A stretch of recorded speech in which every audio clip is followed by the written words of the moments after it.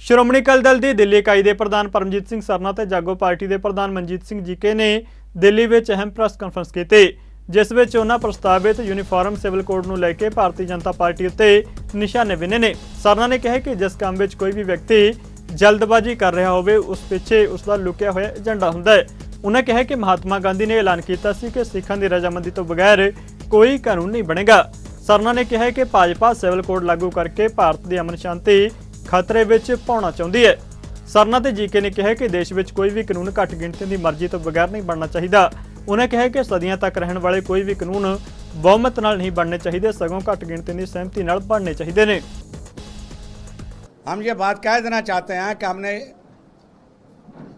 बहुत चुनिंदा मेंबरों की मीटिंग बुलाई थी, पर जहाँ हज़ारों वर्कर इकट्ठे हो गए थे और हमने मता पास किया है कि इस यूसीसी कोड को ये हम जड़ से इसकी निंदा करते हैं और इसको किसी कास्ट में हिंदुस्तान में लागू नहीं करने देंगे जब तक सिखों की अप्रूवल और मराठी वालों की अप्रूवल ना हो जाए।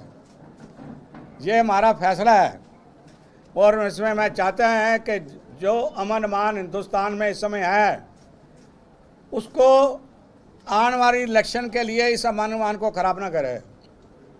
हमारे लिए तो हिंदुस्तान में जो मर्जी राज करे, पर सिखों की नाराज़गी लेके कोई कहे कि मैं हिंदुस्तान में राज कर लूँगा तो मैं समझता हूँ कि वो बेवकूफ़ों की दुनिया में रहते हैं।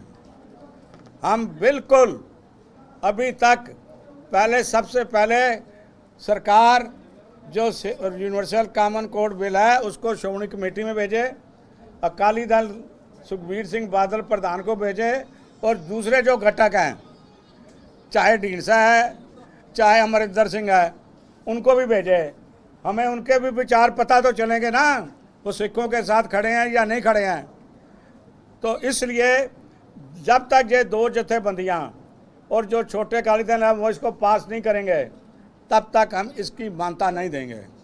हमें इसके लिए हिंदुस्तान के हर बड़े शहर में जहाँ सिखों की आबादी है वहाँ हम जाएंगे और वहाँ उनको इस बिल के बारे में बताएंगे और उनकी डिसअप्रूवल इस बारे में लेंगे। हम हिंदुस्तान में इस वक्त बहुत चर्चित बात चल रही है यूसीसी के बारे में और एक डेट दे दी गई जुलाई के मिड की कि आप तब तक अपने विचार हमारे को दीजिए। मुझे ये नहीं समझ आता कि जब हमारे पास उसका ड्राफ्ट ही नहीं है, हमारे को बताया ही नहीं गया कि सरकार क्या करना चाहती है, हम उसके ऊपर अपने विचार कैसे दे सकते हैं। हमारे विचार तो ये हैं कि 1947 के बाद 1950-51 में जब रिपब्लिक बना इंडिया, जब कॉन्स्टिट्यूशन आया गया, सिखों को अलग धर्म ही नहीं माना गया। वेंकट चलैया का कमीशन बना और कई रिपोर्टें आई जिसमें बोला गया कि हिंदू, बौद्धि, जैनी और सिख जो हैं इनमें कॉमा डाला जाए ताकि इनको इंडिपेंडेंट माना जाए। मैं ये समझता हूँ कि जिस तरीके से यहाँ पे एक मुहिम चल रही है, लोग शुरू हो चुके हैं कि यूसीसी को आप सपोर्ट करें, हमारे को अप्रोच किया जा रहा है।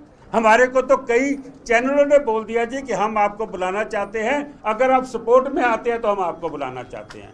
मैं ये समझता हूँ कि एक सोची समझी मुहिम चलाई जा रही है जिसको हम डिसअप्रूव करते हैं। हम इसके टोटल अगेंस्ट हैं।